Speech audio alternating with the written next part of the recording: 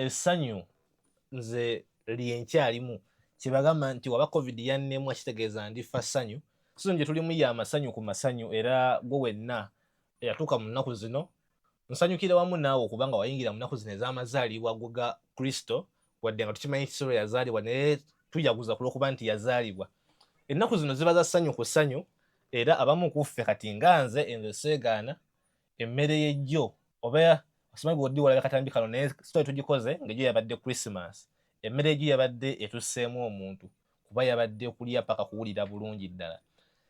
Naye ku bimu ebitusonga tusanyusa ku lunaku luno lwa Christmas mulimu gamba nga ng'oggyeko okutambulako okulyako Christmas tree nga gye tuwa vibe kyova olaba nga ne wano ogiraba ndowooza yaffe yino wano tuyita nayo natudde na ku sayidi yayo yennyini mbeere nga ddala nsagambiza olw'okuzaalibwa kwa Kristo okuba nga yazaalibwa. Musumba munnaye nkwaniriza. Amen. Naawe nobadde otubuzeeko abanga kabadde kanene. Nawe Kristo yakwekudde? Kristo twebaza Mukama tuli kujjukira birthday ye. Tujjukira munnaye. Newankubadde teyazaalibwa nga 25. Nkibajjukiza nga bulijjo. Naye era yazaalibwa. Tujaguza ku lw'okuba nti yakola ki? Yazaalibwa. Naye nga abanyabo ne basiba batuwuliriza mwenna abatulaba Kristo teyazaalibwa nga 25. For their information. Kitegeere. Nze Musumba Sesitole. Ayagala okumanya ebisinga okkirira byo twagikola dda. Yes. Nze Musumba Sesitole ko Peter ku Prayer Power Church kwesiva. Baye kanisa erimu amazima n'obwesimbu. Kanisa wonoonya Kristo n'omulabako. Kanisa etambula mu kutya kwa Mukama. Sangibwa ku 075 12 968 075 12 968. Omukulu Dani Sanso okulaba. Nange nsanyukidde ddala. Amazaalibwa go. Naye okyagalimu. Era tukyali muganda. Wiiki yonna yaganda. Yonna. Lwakuba nti mune CEO yakitukoledde. Yagambye nga lumu. Afutadde tugende tweyagalemu. CEO tukulamusizzaako maama. Era we bali kuddukanya mulimu. Tuuse wano mu studio ebintu birungi. Okiraba amanyi ga CEO gego. Mukama agulumizibwe. Amiina. Mukama agulumizibwe nnyo.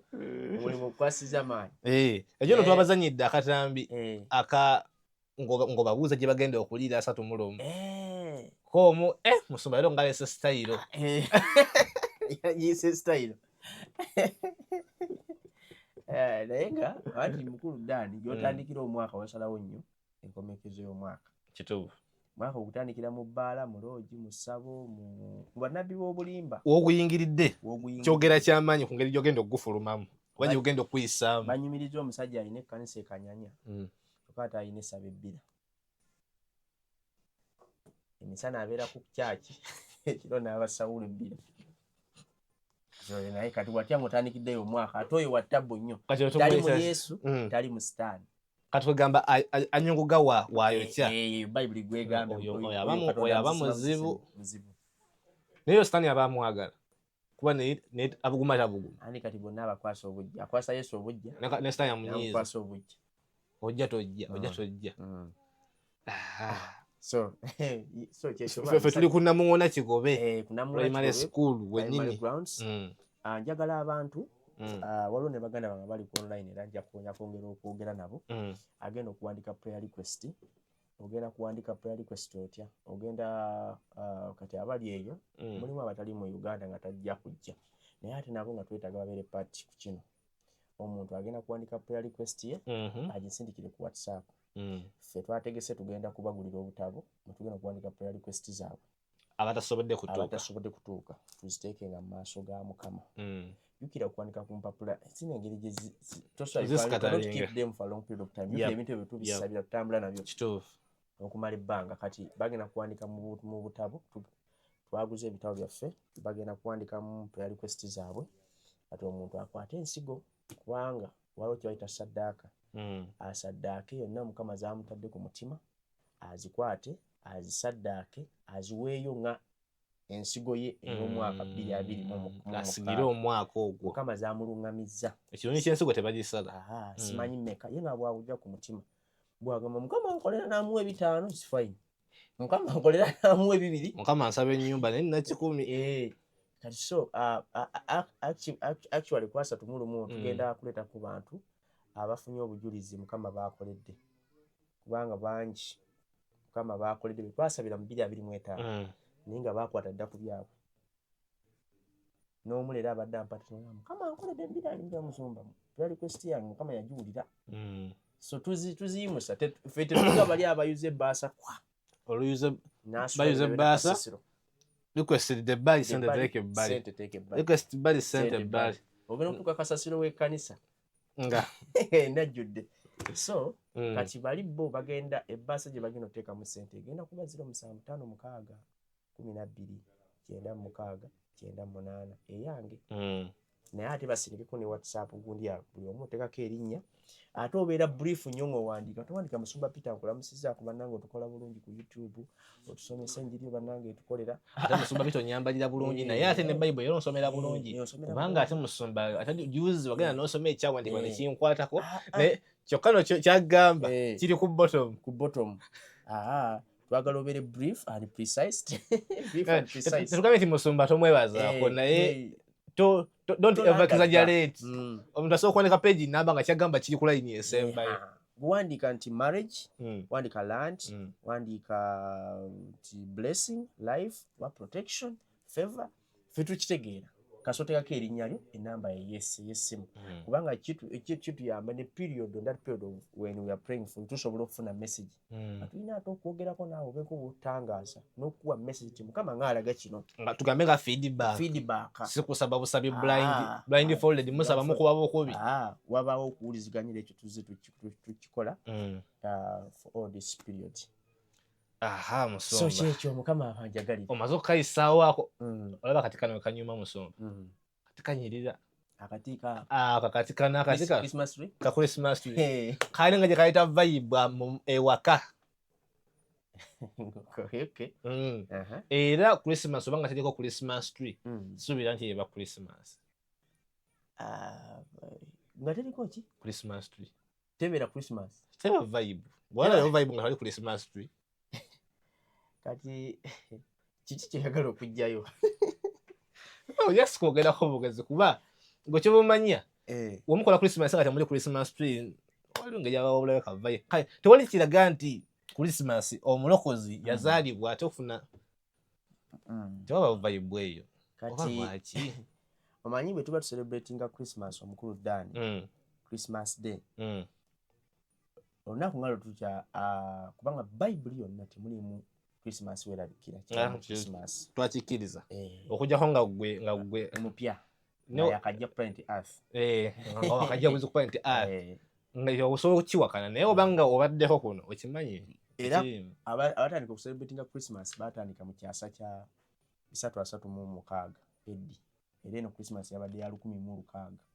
336 eddi anno domino ye Christmas yasookera waba wayiseewo emyaka 300 since the death of Christ yes tebalala bagikolerawo wali nga yakafa nedda kino ekintu omanya nga lunero lunaku jjukira tulukopa Abaroma balukopa ku basamize leka naawe tambulira mu makubo g'abasamize kati awo kati kasooka empozingira awo bwe naave nate nja kugattawo era sooka onnyonnyole kuba tosobola kundeka bulesi mu bbanga bwotyo Christmas tree eno gy'owaanyi ye ate nze njiraba ntya gw'ogiraba otyo kyenjagala okusigira ne bannange abandaba kuba nze ng'omuntu nze Musumba Peter sikkiririza mu Christmas tree sokoleke olina kukaliko okoonyeko nti baagikoppa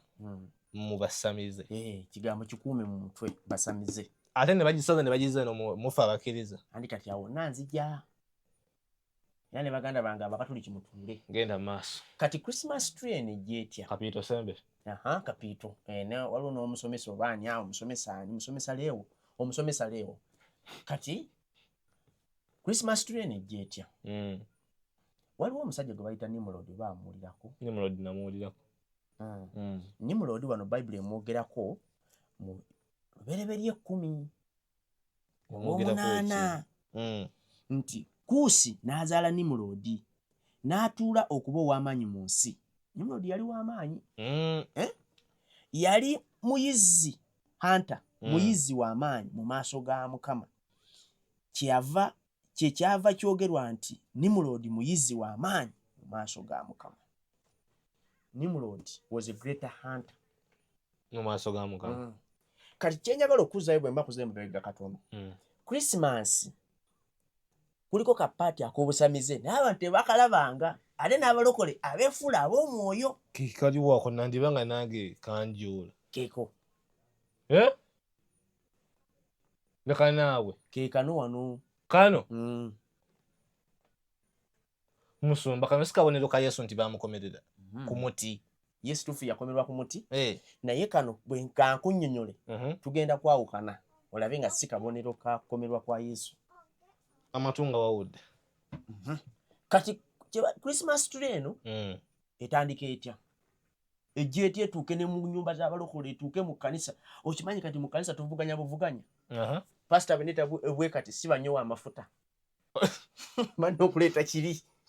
Walabye eyabadde mu kibuga wagirabye? Oli Kampala. Wagirabye? Bangabye enkanisa emu yabadde etegeseewaawo.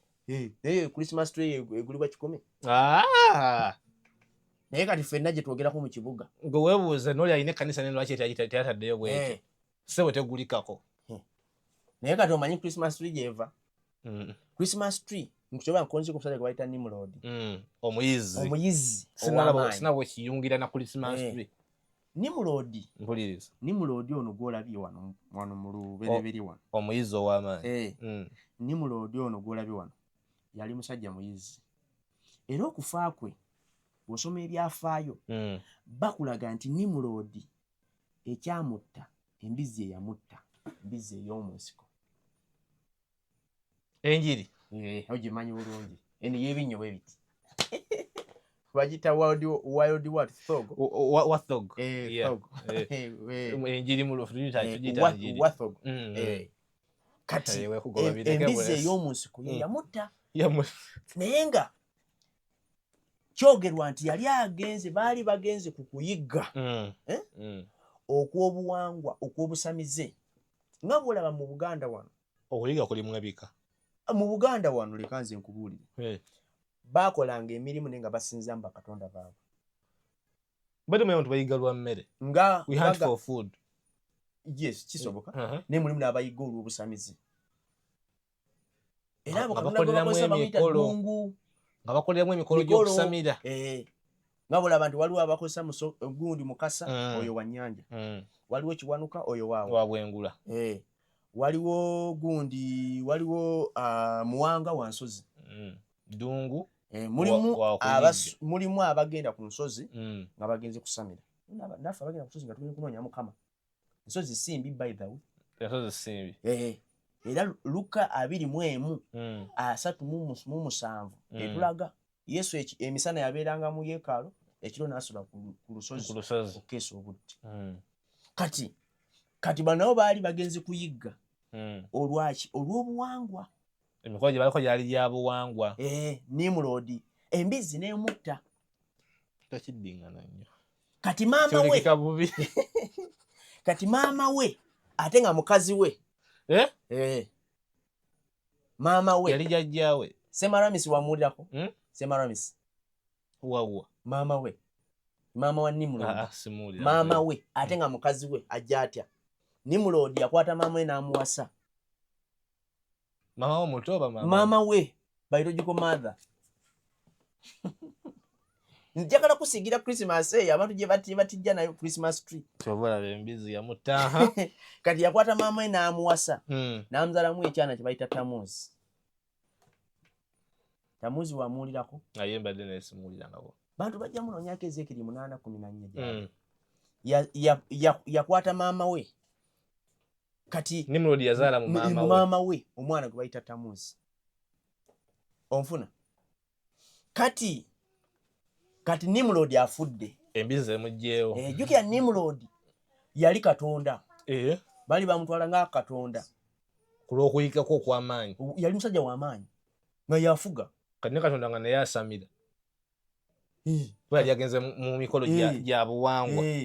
n'afiirayo Senkulumandwa Senkulumandwa yafiira mu lutabaalo n'afiirayo kati maama afumba omutwe agamba abantu bano mbakoze ntya sina kukyalina respect eri jukira kati ye baamuyitanga mother of the god maama wa bakatonda kubanga ono Nimrod bw'azaala mu maama we Semiramis omwana gwe bayita Tammuz kano yafuuka katonda mwana Nimrod n'abeera katonda kitaffe ate ono nafuuka maama wani katonda maama nkusiga ekifaananyi ojja nzija nkulaba kati afudde ekyo bulaba kyekere embize tewunyikamu kuva mirembe egyo kati afudde ate nindako nzijja kati afudde kati bw'afa maama agamba tukoze tutya okusigaza ekitiibwa ekyo maama agamba abantu abatuuze abagamba nti akwata ku muti agamba omuti guno mugulaba mwe muwumulidde omwoyo gwa Nimurodi abantu babuuza guliwa nti guli kati buli ennaku z'omwezi muti ki ye yasonga ku muti yasonga ku muti bantu ne bagulaba kati ono omwana gwe bayita Tamuzi azalibwa nga ennaku z'omwezi 25 omwezi ogw'12 owulira onfuna nzija ompulidde genda maaso omuti mwe muli omwoyo gwa katonda wammwe katonda mwana bamuzaala nga 25 ogw'12 kati buli birthday bwe yatuukanga ey'omwana ono Tamuzi 25 December nga badduka nga batema omuti kubanga mwe mutudde omwoyo gwani gwa Nimurodi ajja abeera ku mazaalibwa gani omwana buli muntu mu nnyumba ye yatemanga omuti akkiriza ki mwe mutudde omwoyo gwani onfuna nkuwuliriza bulungi ddala sinnakwata ku byawandiikibwa wadde nzija kati bwe bamala okukola ekyo batemye omuti bagutute mu nnyumba buli muntu kati abantu bano baakwatanga ebirabo ne babiwaayo ku muti ogwo nga bawaayo kabaka waabwe yali ow'amaanyi Nimrod nga it's a sign of honoring babiteeka ku muti wava kana kalobolobo kokusuza ebirabo wansi wa Christmas tree byemunagaba enkya bisoka bisuza wansi wa Christmas tree ukitegedde naakola naawe kati obutaala ate bujja buti obulabako kale kati amataala niyo kimere ngenda okunnyonnyola kati ono jjukira Tamuzi tumuyita God of the sun oba God son kati maama n'abagamba nti kati akabonero akanaakiikirira gundi ono kabaka Nimrod nti waali kagenda kubeera muliro ekakiikirira okubeerawo kwe akaga nti Nimrod waali ku muti guno waali kati abantu ne batandika okukozesanga candles okubanga bakola ki bateekako ebirabo wansi ne bakuma candles wansi w'omuti kati ebiro bino twakikyusa tetulina budde bwa kando tujja kweyokya tetukyatema nkomera mujjukira mu kyalo twatemanga ki payini oyo nga yakutte omuliro onfuna kati bwe twatemanga kakomera oyogedde bulungi kati byebiti bye twatema kati tulina budde butema ogenda mu supermarket n'ogula akatala ka mitwalo 2.5 n'oketolooza ogwo omuti gwe muti gwokka omunnanfuusi ogwo gwe muti gwokka omunnanfuusi ogwo gwe muti ogubala ebibala nga tegulina mirandira akomera ogwo Christmas tree tegubala bibala gwe tobirabako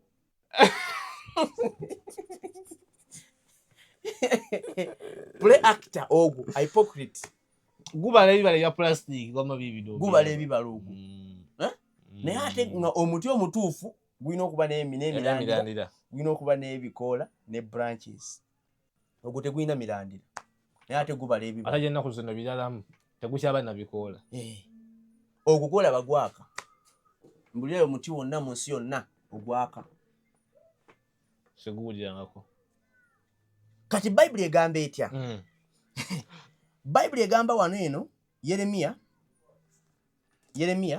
ku muti guno muti gwe nga bulijjo nkwagala nnyo naye muganda wange gwesonyiwe kubanga tomanyi busamize bwe weyingiriza mu nnyumba, tomanyi kyoyingiza. Christmas ye vibe nambe tomanyi muzimu gwa mufu 22 nga tuyingiza Christmas, tomanyi muzimu gwa mufu gwoyingiza mu nnyumba.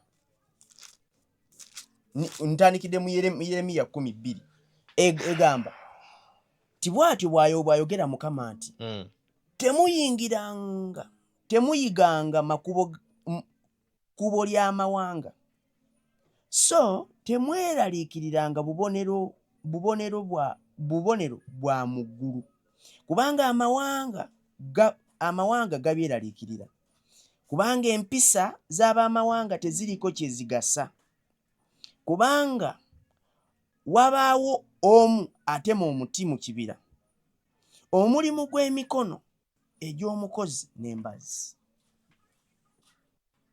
B'empisa zaabwe kitegedde kutema mitiwa mu kibira, ye yali enkola yaabwe.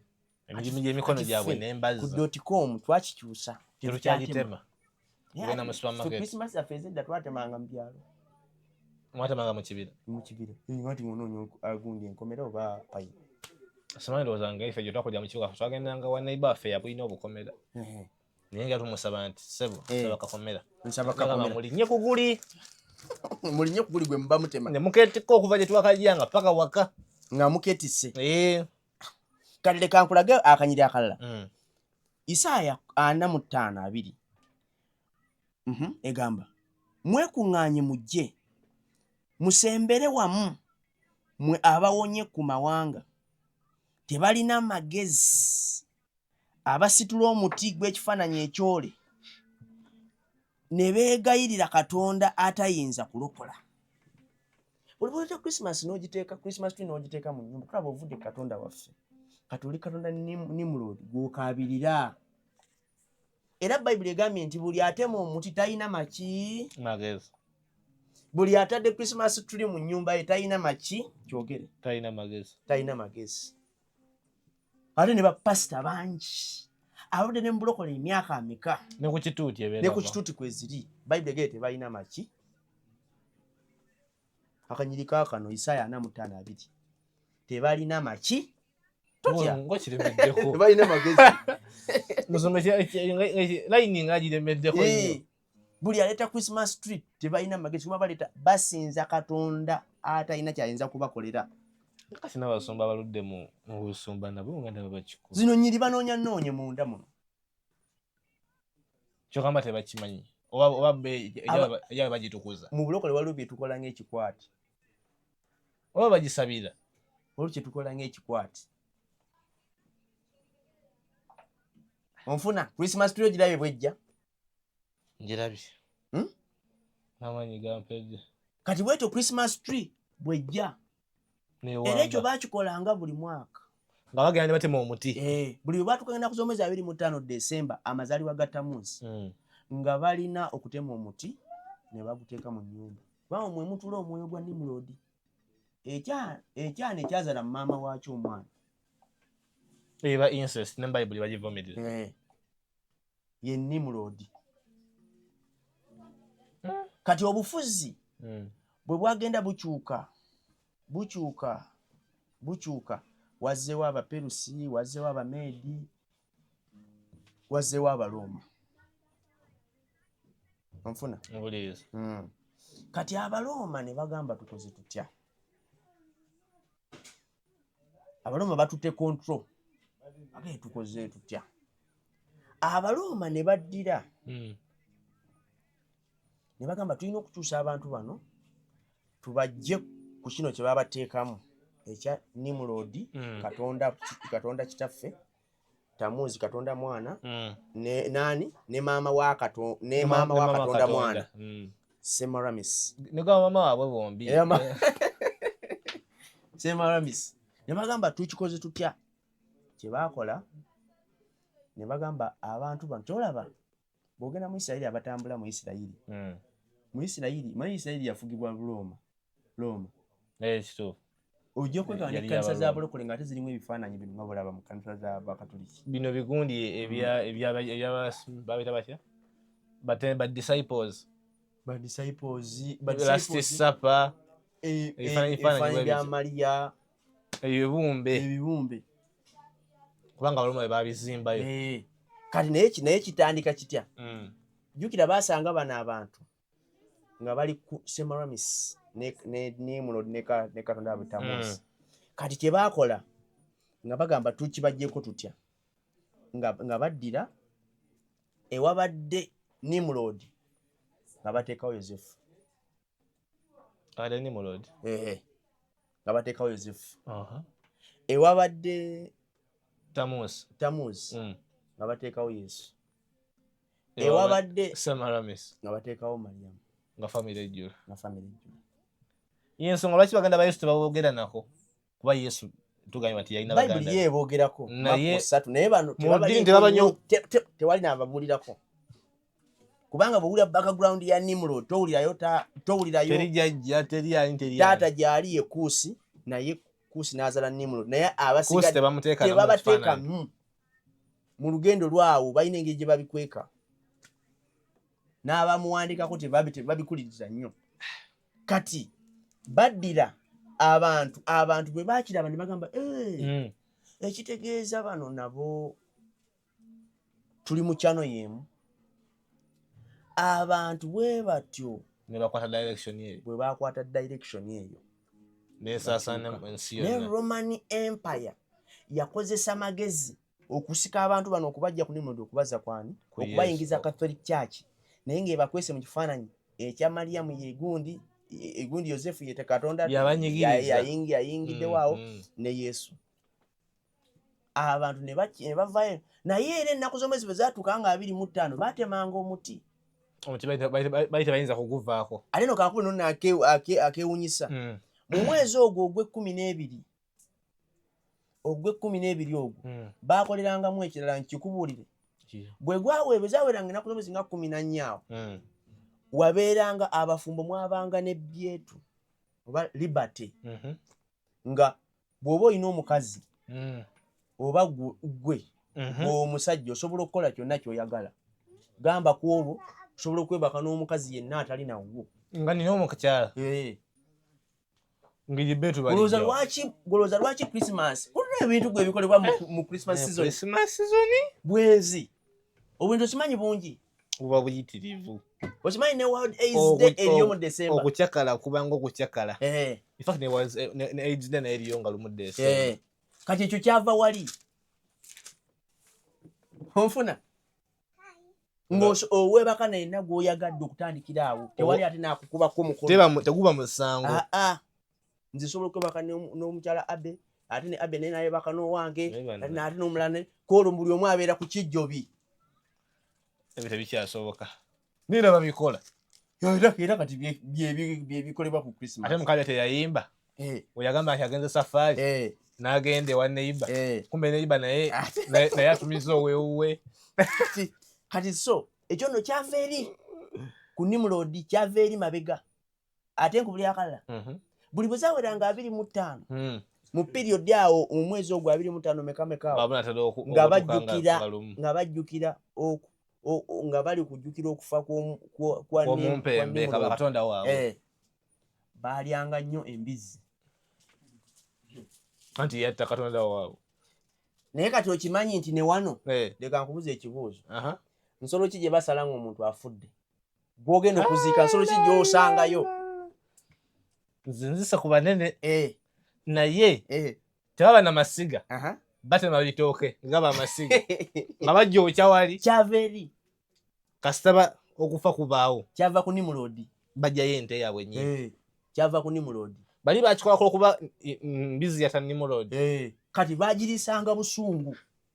Ate kyakabalyanga yenna yansi. Ate olaba ne kati bwe tuba tuli ng'ojjeo kati nze sirya bya kabampaane naye sirya bya kabampaane naye okulya kabampaane kyeki kulya kabampaane kanjirye oli n'agirya abantu akola ne TikTok ng'atadde olusaniya alekana bulekanyi bwati ekisolo bakiyimbidde n'ennyimba, ekisolo bakiwaanye waliyo sebo n'olunaku lwakyo World Pork Day ne bayoka bali embizi ne bayita ne wali bagirisanga busungu kyola ne kaliki eyo ne wano weeri omuntu bw'afa mbizi ensolo mu mawanga matono nnyo ewataba kuziika ne basala ensolo endala naye ensolo naye lwaki tebatta mbuzi lwaki tebattirayo ndiga kyokka mpulira engundi eyo ya bbeeyi enamba ya bbeeyi okusinga embuzi oba endiga onfuna oyo Nimrod kati waliwo ebintu bye tukola tumanyi esibuko mulokole munango owulidde oba nzenze kati bwe nkusomera wano Yeremiya ono Yeremiya 5:2 ono nalukonyeko nejjo mu service 5:2 olwa 3:1 olunaku luno edda olwa Nimrod bakabaka balukozesanga abafuzi b'ebiseera ebyo bako olunaku aba ne liberty nga bwe nabagambye wabanga weddembe okukola kyoyagala bakabaka balukozesanga okutaayo omusibo omu gwayagala wangi gwawulira nti kati nga bulaba ne president alina kye bayita pardon of instruction oba instruction of pardon something like that asobola okulwako gwasonyiwa nagambo yasonyiddwa emisango gye so wano omusajja edda bamusonyiwako yali ani president asobola okusonyiwa baali bamusiba ku mulembe gwa Tito naye n'amusonyiwa kati ne wano kabaka wano yabangayo ne liberty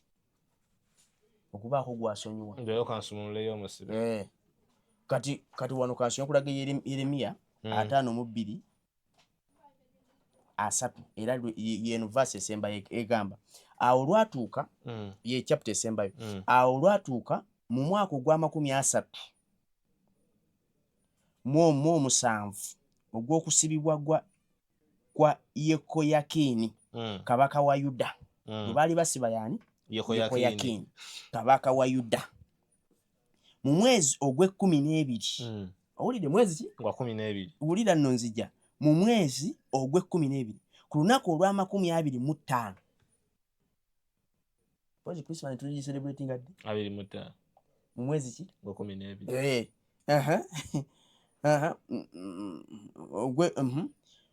Evulumerodaki kabaka w'e Babuloni mu mwaka ogw'olubereberye ogw'okufuga kwe n'ayimusa omutwe gwa Yekoyakini kabaka wa Yuda n'amujja mu kkomera n'ayogera naye ebyekisa n'agulumiza entebe ye okusinga entebe z'abakabaka abaali wamu naye mu Babuloni n'awaanyisa ebyambalo bye uliza byensoma ngambi n'ayimusa entebe ye n'awaanyisa ebyambalo bye eby'omukomera awaanyisa bamujjako ebyekkomera n'ayambazibwa ebirala onfuna mpuliriza n'awaanyisa ebyambalo bye ebyekkomera n'aliira emmere bulijjo mu maaso ge ennaku zonna ez'obulamu bwe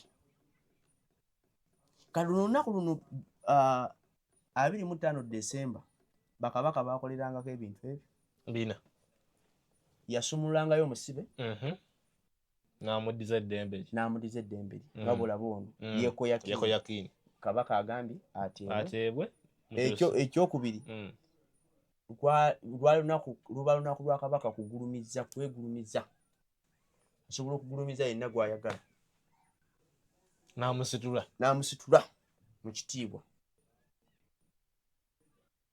nga bwolaba Yekoyakini n'agulumizibwa okusinga bakabaka bonna abaali awamu naye entebe neyimusibwa nakyusibwa n'ekyambalo ekirala lwali lunaku lwa kukyusa byambalo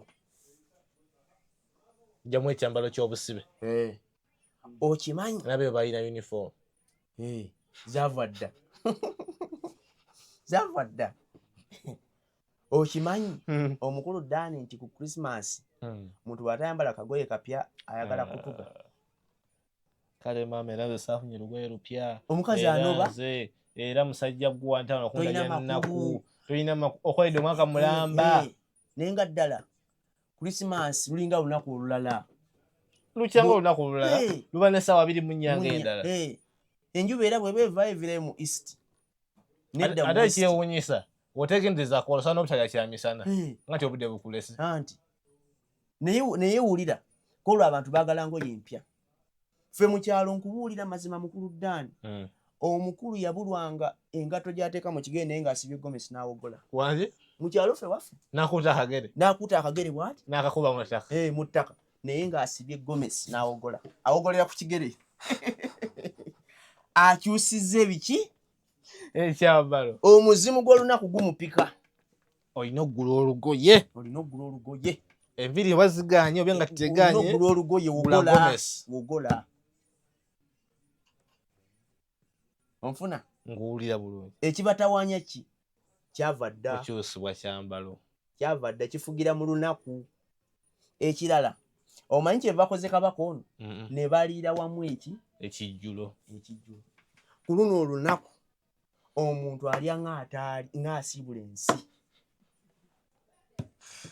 abamu olutawulira nga emmere tandise okuba ng'ekomawo tova ku mmere ate oli ne waba mwavu ku luno yeekaka nyabo enkoko ebeewo byennyanja bibeewo alina okugula enkoko n'agula ente empanvu n'agula ente ennyimpi n'agula embaata kabuzi n'endiga kati nadda ku mmere amakuloni matooke muceere walina okubawo zikyapati walina okubawo obindazi kwegamba bakola buli kimu oya aba alwana kujuza ntamu zonna zalina mu nnyumba zijjula ebyokulya kifugira mu lunaku okulya ekijjulu tulina okulya kyava dda Yeremiya waawano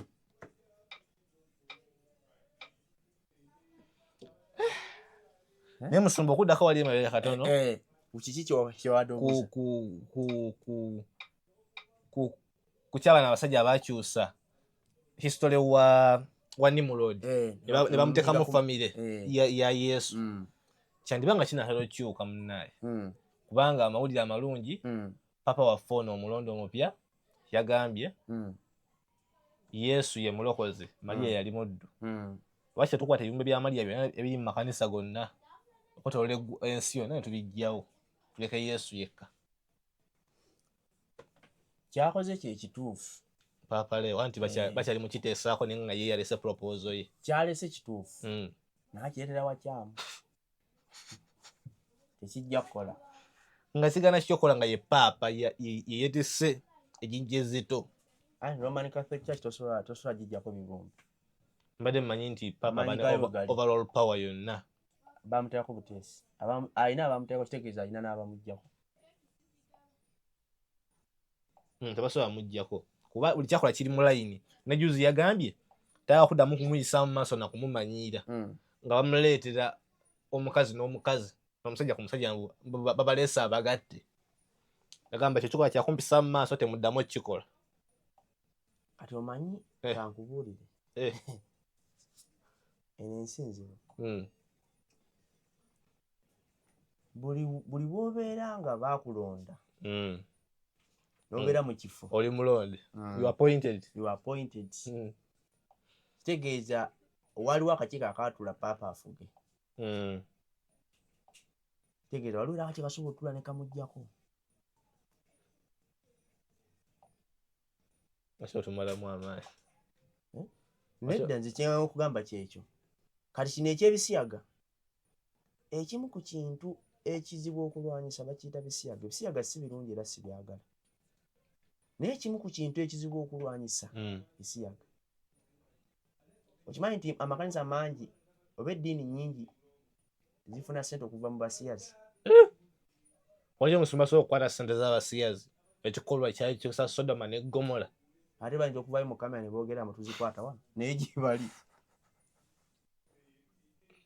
era bangi ng'ayimiddewo ku kisiyaga era bangi tubalabe nga babavuma oli ebisiyaga naye kalakasa bane bamugamba nedda vaayo oyogere nti sobirya agaana kyoma nange neewuunya ne boogera omusumba oyo musumba tabyegaana tasobola kuvaayo naye gwe bwakukwatako akusiba era abaana bangi bali mu makomera naye nga bamusiba naye nga kyebamusibira kituufu kyebamusibira kikyamu naye olw'okuba yayogera ekituufu Lwaki oyogera? Kubanga nze bwanga nti Musumba Peter oli ebisiyaga kinakyo gabannange. Okera ku expo. Alina obujulizi abuleete ne gwe nnali aveeyo ndya. Naye bw'oba bakuteekamu ssente tosobola kuvaayo. Olabira omusajja nti mwenzi oba mugamba oyendako gundi ajja kugamba mukyala we nze simuyendako. Tugende tumubuuze. Esibikola ebya kisiru. Tasobola kugamba oli nti sikuwagala ono ye mukyala wange naye tasobola kugamba nti oli mwendako. Ogamba abeerawo nga yeebuzabuza. Abeerawo ng'abadingisizaawo. Yeebuzabuza wamugamba nga yeekubire nga weekubire bagamba. Abeerawo ng'abadingisizaawo. N'abasumbu tavaayo kwogera nti ebisiyaga birungi. Naye nga bamugamba nti abirya tabyegaana. Tumusako question mark omusumbu. Kati Papa Leo omugugu gw'alina okujja ebibumbe mu Kereziya oba ng'akubye almost doctrine y'Obukatuliki. Kasabalekedde emidaali ne sapule. Kubanga okuva Constantine by the way kyekintu oba kubanga kati first of all oba ojja kujjawo sapule. Sapule tekuli Maria, sapule kuliko Yesu. Nedda ezakati sapulize edda gwe buuza abayambalanga sapule edda yabangako Maria. Tekwabangako Maria nga situdde omwana Katonda wange n'emidaali omudaali ne sapule zennyini. Sapule waliwo busapule buno obwali nga obwa plastic nga bwa kavuuvu nga omanyina okwaka ekiro nga buli nga obwo gwejjukira bulungi. Kwabangako Maria ng'alinga ayonsa Yesu bw'ati emabega w'omusaalaba nzijjukidde kaabangako wamma. Kubona kati bukyabaako simanyi tebikyaliko bwe mba serabidde. Kati ekyo first of all ogenda kuba okikubye. Ekirala ogenda kuba ogobye omusaalaba muki ayagala omusaalaba tugulekewo kuba yatufiira kwe yafiira. Ate ekirala Obukatuliki obutaliiko ogenda kuba ogobye okwenenya. Twenenyeza Maria kubanga okimanyi waliwo abantu bangi gwe tobalabangako ayingira bw'ati mu Kereziya father taliwo omusomesa taliwo n'agenda wa maama n'amwenenyeza. Maama n'amuddamu eki kati doctrine Obukatuliki bw'ojjamu ekibumbe gwe ssebo bw'ojjamu ekibumbe ekimanyi kati bagenda kunjokera. Tugenda teeka video eno ku TikTok bagenda yomba bagenda kuwanda bagenda wanda omuli naye ng'agamba amazima bwe gali nze nkubulya ntudde wano tajja luwangula olutalo. Lwaki olina kukkiriza mutima tajja luwangula ajja kuluwangula. Nze ngamba papa mu mulonde bajja kumuwuliriza. Ekyo kyekyago Daniel ne kimusuuza mu gundi mu mpologoma kukwata ku bibumbe. Kabaka Goli yali teyakola ekifaananyi ekyole. Kati njawulo ki ne bino? Daniel awo aguddewo agambye nti kantandika okusaba emirundi 3 olunaku asaba emirundi 3 asaba nedirisa aguddewo ne bamulengera ajogaani bw'ati ne bamusula mu gundi. So kati Papa Leo tubeere nga tusuubirayo ku mawulire sawa yonna bandi mumamulako tasobola. Ate ekirala kino kyo bakuba kino kyakwegereza ekirala kikino ekyebisiyaga tayinza kumalako nakyo tasobola. mu nsi muno mulimu ebibinja ebifuga. Wawuli omusumba omwe yagamba wano mu Uganda yagamba nti yali atuwaanira Illuminati. Kavidi yako nkalina Illuminati means light. Illuminati means light and these people are rich. These people are what? Nga ine ngeri gyakiwaana. Kati waliwo kye bayita Illuminati, waliwo kye bayita elite, waliwo kye bayita waliwo bano bagagga nnyo be bafuga be bali okuddukanya ne oil companies mu America, ebyo baddukanya zi banki ez'amaanyi mu America. Batya erinnya ndivudde mu mutwe ninge yakiwulirako nange erinnya livudde mu mutwe babayita batya bakola ebintu ebyobuwangwa balinga basamize abambadde oluusi ebyeru oluusi bya black ba brotherhood si ba brotherhood batandika na taba mafia ekiri awo ekigambo kati abo waliwo abo ate era be bakolagana kati obona buno obubinja mwe muli ne new world order biki byonna etambulira wakati waliwo branch ne waliwo overall gundi gye mayinja kala okwogera kati abo be bamu ku bantu abateeka sente mu bisiyaga bali abali ku top kati ebisiyaga wano okubijja mu nzikiriza sina munsabula mu nzikiriza olwanye ate kye batasobola Asumba bochi agenda maaso genda zamanyi ganda olaba ffe wano bwe twagira bwe tugamba nti tubiwere baatugamba ki n'obuyambe nga bukoma genda osome ekya history olabe kanisa ekereziya efuna ddala sente eziddukanya ekereziya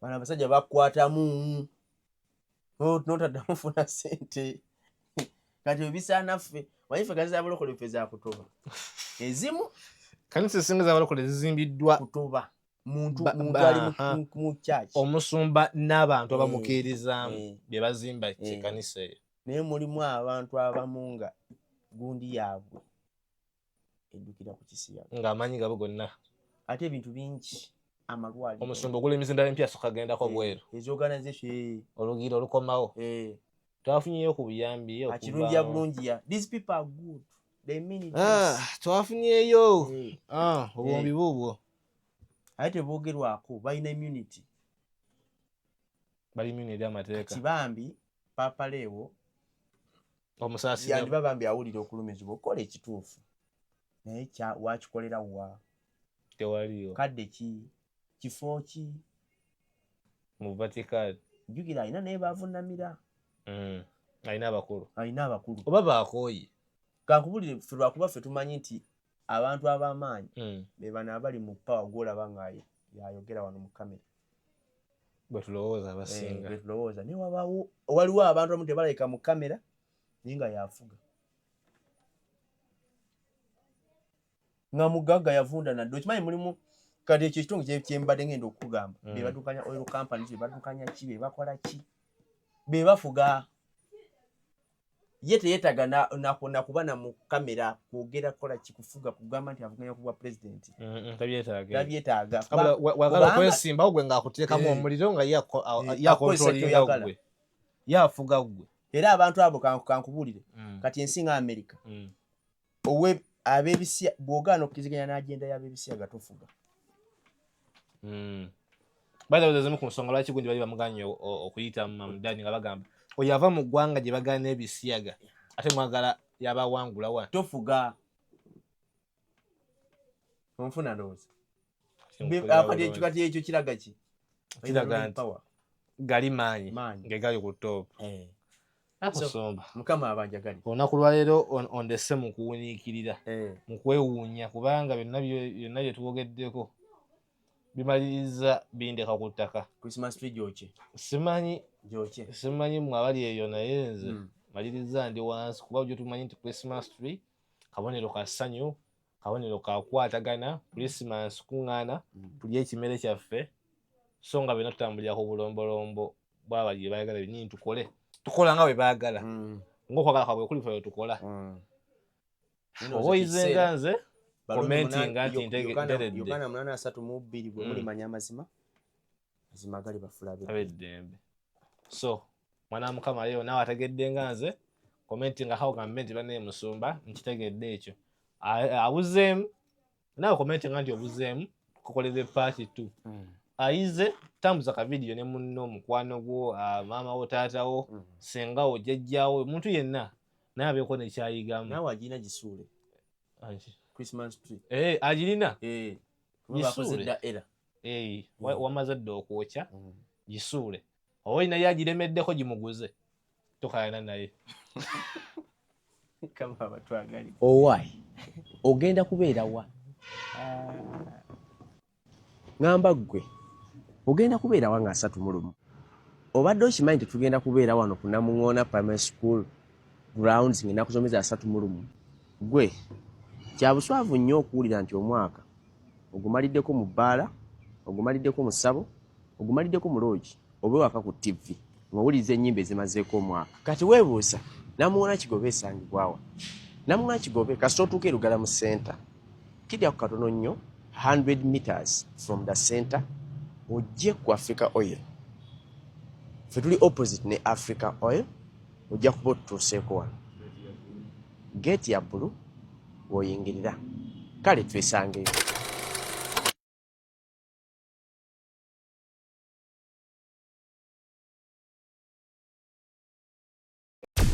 Export TV to the world.